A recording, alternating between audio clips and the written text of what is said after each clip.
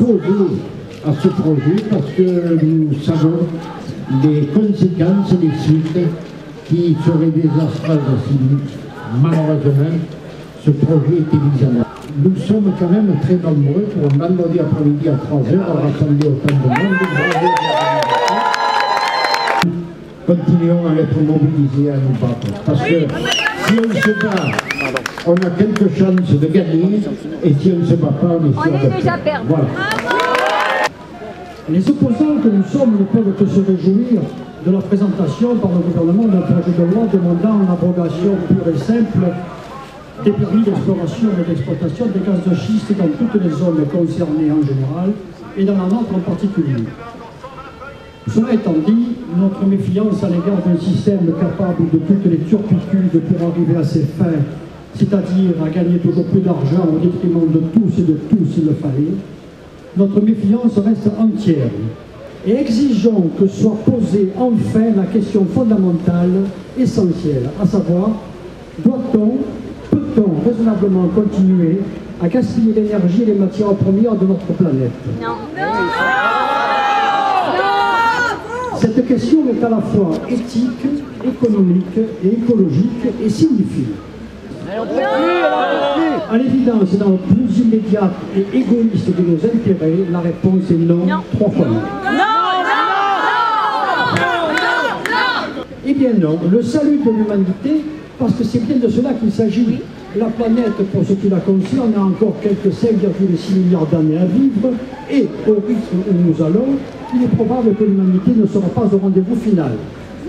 Le salut de notre espèce tout entière passe par un partage que je n'ai pas peur de qualifier d'égoïste parce qu'il est de notre devoir, certes, mais aussi de notre intérêt immédiat de le faire. La générosité, autant que la logique, nous le demande. Ce partage, allié à une réduction drastique de nos gaspillages avec, en parallèle, un développement massif des énergies renouvelables, nous permettra de faire face aux défis redoutables qui se présentent à nous. Et exigeons que soit posée enfin la question fondamentale, essentielle, à savoir, doit-on, peut-on raisonnablement continuer à gaspiller l'énergie et les matières premières de notre planète? Non. Cette question est à la fois éthique, économique et écologique et signifie. À l'évidence, dans le plus immédiat et égoïste de nos intérêts, la réponse est non, 3 fois non. En tout cas, donc merci d'être là parce que vous nous confortez dans notre combat aussi quotidien pour d'autres choses aussi, parce qu'on ne va pas faire la liste, mais en tout cas aujourd'hui, non au gaz de schiste, non au gaz à l'âge, ni ici, ni ailleurs.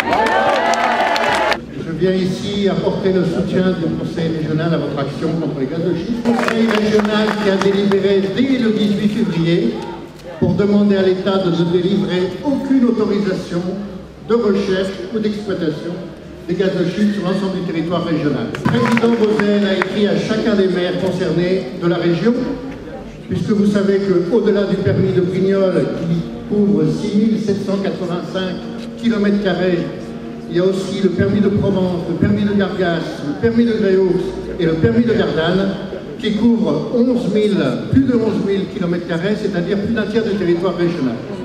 Et il n'est pas question qu'on défigure notre région par ce pillage d'une ressource naturelle. La balle est désormais dans le camp de notre gouvernement. Je regrette que nos parlementaires ne soient pas là aujourd'hui. Ils se sont engagés à faire annuler ces décrets. Ils se sont engagés à interdire les gaz de schiste. Nous devons désormais rester mobilisés et rester vigilants pour qu'il en soit ainsi. Nous resterons très attentifs tant que la loi, les décrets d'application et les circulaires n'auront pas été examinés dans le détail. Nous avons bien été reçus poliment, gentiment et entendus par monsieur le sous-préfet. Il a bien entendu nos doléances à chacune qui seront répétées. Il a dit qu'il ne compterait pas les pétitions, mais qu'il nous faisait confiance. C'était son rôle. Ah Alors, on lui a dit aussi qu'on resterait très vigilant et on ne quitterait pas des yeux ce code minier et que tant qu'on ne serait pas revenu sur l'ordonnance de M. Besson, on ne quitte pas ça des yeux et que quoi qu'il arrive, on ne paierait pas les entreprises s'ils réclament d'être remboursées. On a dit que ça ne serait pas nous qui paierons.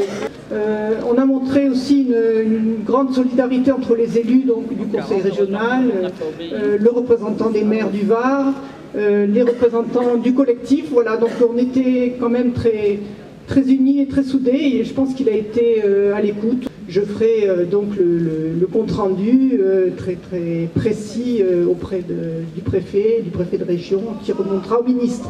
Voilà, donc écoutez, on reste mobilisés, surtout, hein, on reste mobilisés jusqu'à l'abrogation, jusqu'à cette loi qui va sortir donc vers le 15 mai, hein, 14-15 mai. Voilà, donc voilà, surtout restez vigilants et je crois que tout le monde est déterminé ici dans cette foule nombreuse et continuons le combat.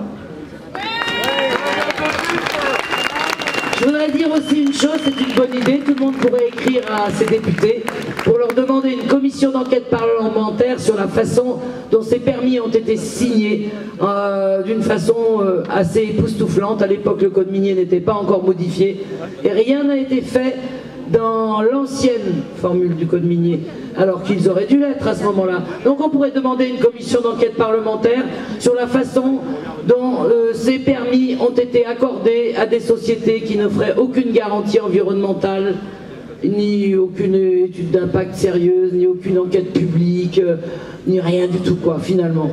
Restez vigilants sur le pied de guerre, vous pouvez aller consulter le site non gaz de schiste du Var, et il y aura à chaque fois quelque chose dessus et il faut se mobiliser. Et puis si vous voyez des gros camions un peu bizarres, si vous voyez des gros déplacements un peu bizarres, vous téléphonez tout de suite, vous le dites tout de suite sur le site du collectif.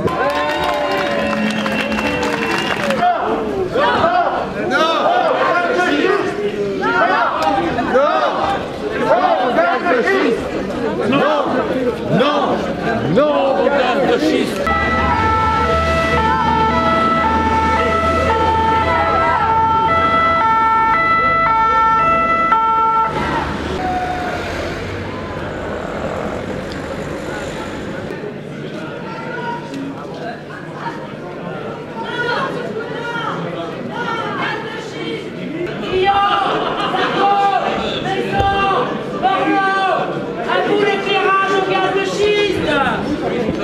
À nous la monnaie.